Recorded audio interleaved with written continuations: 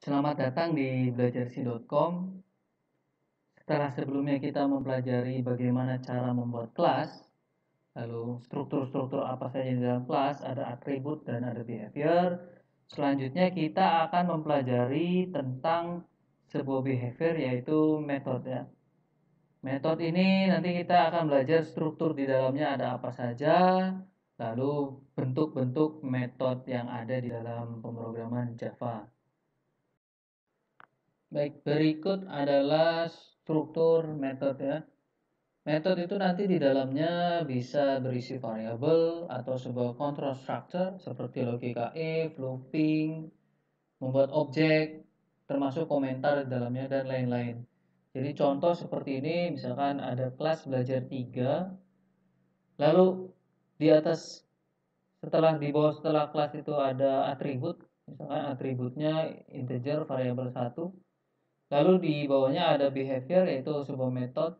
Nama metodenya adalah membaca. Kemudian ada variabel 1 juga di dalam metode. Oke, perlu diperhatikan bahwa variabel 1 di dalam metode membaca itu berbeda dengan variabel 1 yang ada di behavior. Oke, jadi struktur metode pun bisa ada variabel, tetapi variabel di dalam metode itu bukan atribut kelas, tetapi itu komponen yang ada di dalam metode itu sendiri ya, di dalam behavior. Nanti di dalam kelas diagram tidak perlu ditulis.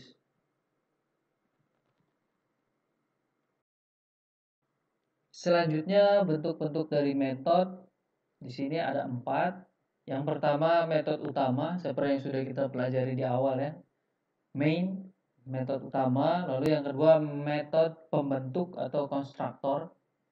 Berbeda dengan main, jika main itu biasanya digunakan untuk class driver, pasti ada metode main, tapi kebalikannya untuk konstruktor biasanya ada di kelas objek.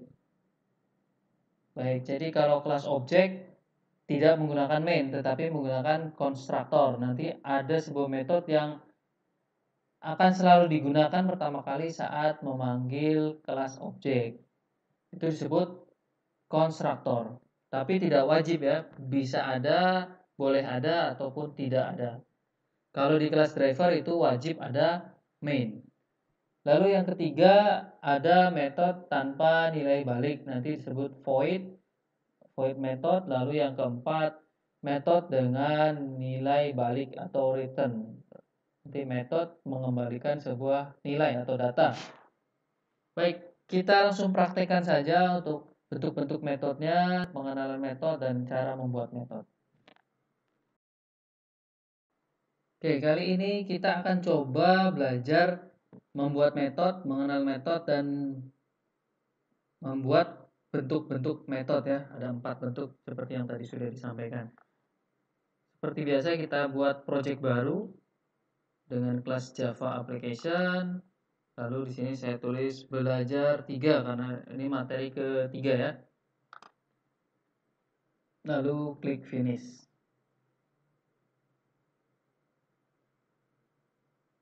Baik, di sini akan dibuatkan kelas driver dengan metode main berbentuk statik.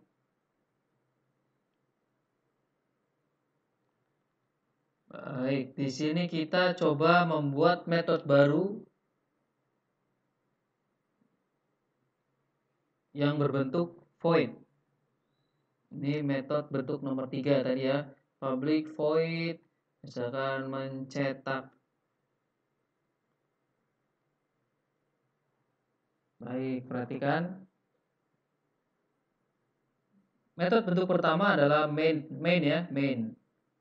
Metode utama. Ini akan dijalankan oleh program pertama kali saat di run. Tapi saya membuat metode bentuk ketiga yaitu dengan void.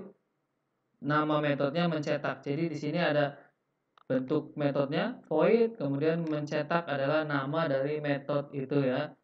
Misalkan saya mencetak sistem out print line. Saya tulis cetak ini.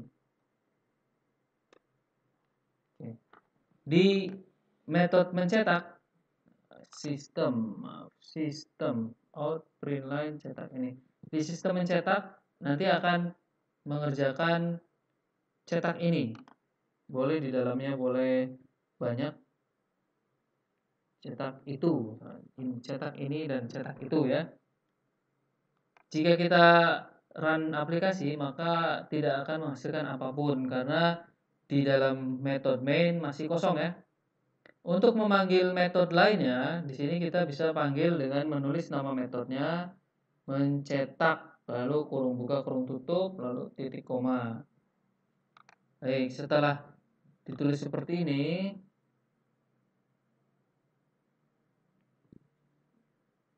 karena dia di luar metode main, maka dia sama-sama metode ya. Untuk memanggilnya kita gunakan kata this ya.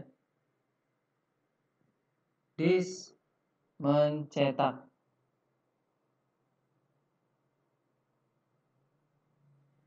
Nah, ini lupa ya karena di sini voidnya mainnya statik, maka di sini harus statik juga.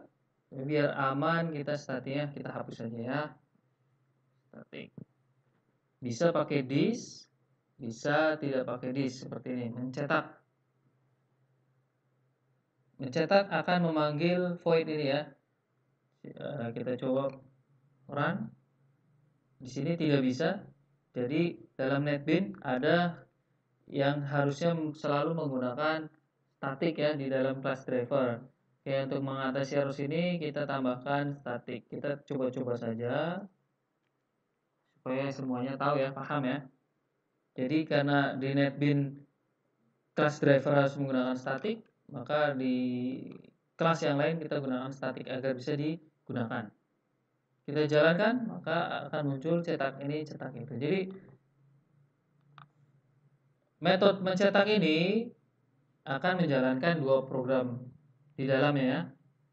Lalu kita panggil metode tersebut di dalam metode main. Jadi kalau kita panggil dua kali, maka dia akan mencetak sebanyak 4 baris program ya. Cetak dan seterusnya. Nah, cetak ini, cetak itu, cetak ini, cetak itu. Jadi seperti membungkus perintah ini ya. Ini cara penggunaan metode. Dia memanggil metode namanya casting. Istilahnya adalah casting ya, mengcast metode. Dalam metode sendiri ada yang namanya di dalam kurung. Ini adalah argumen. Argumen ini variabel yang harus diinput ke dalam metode ini. Dalam hal ini metode mencetak. Jadi misalkan saya tulis di sini sebuah angka. Artinya di dalam metode mencetak dia membutuhkan sebuah argumen yaitu angka. Lalu untuk memanggilnya saya masukkan angka sembarang ya, 21, 71. Nah, jadi dia ada syaratnya. Syaratnya ada sebuah nilai bentuknya integer. Bentuknya bilangan bulat, angka. Jika tidak dimasukkan, maka akan error. Kalau dimasukkan tidak masalah ya. Biasanya argumen ini digunakan untuk program di bawahnya. Misalkan di sini saya tulis nilai pertama. Baik, ditambah variabel angkanya, saya tulis angka. Oke, jadi jika saya bilang mencetak 20, maka nanti akan tercetak nilai pertama ditambah dengan angka. Angka ini yang diinput 20. Jika mencetak 71, maka nilai pertama 71. Baik, jika saya panggil mencetak 20 kemudian mencetak 71, maka setelah dipanggil akan menghasilkan nilai pertama 20 dan nilai pertama 71. Cara penggunaan metode seperti itu ya. Jadi ada nama metode, kemudian di dalam kurung adalah argumennya. Lalu kurung kurawal buka dan kurung kurawal tutup adalah blok programnya yang akan dijalankan. Boleh menulis lebih dari satu argumen, boleh. Jika ada dua argumen, ada 1 dan 2 argumen, maka saat memanggil pun wajib mengisi dua argumen. Misalkan 20,4, 20,9,99. Karena argumen kedua double desimal, maka diperbolehkan menulis desimal. Jika argumen pertama integer atau bilangan bulat, maka di sini tidak boleh ya memasukkan desimal. Baik, setelah ditulis seperti ini, jika saya mau menggunakannya lagi, saya cetak nilai rata-rata. Maka saya tulis variabel yang di atas ini ya, di argumen kedua, rata. Maka nanti hasilnya seperti ini. Nilai pertama 20, nilai kedua 4,0, nilai pertama 71, dan nilai keduanya 9,999. Jadi ini adalah penggunaan dari metode main dan metode dengan tanpa nilai balik ya, atau void.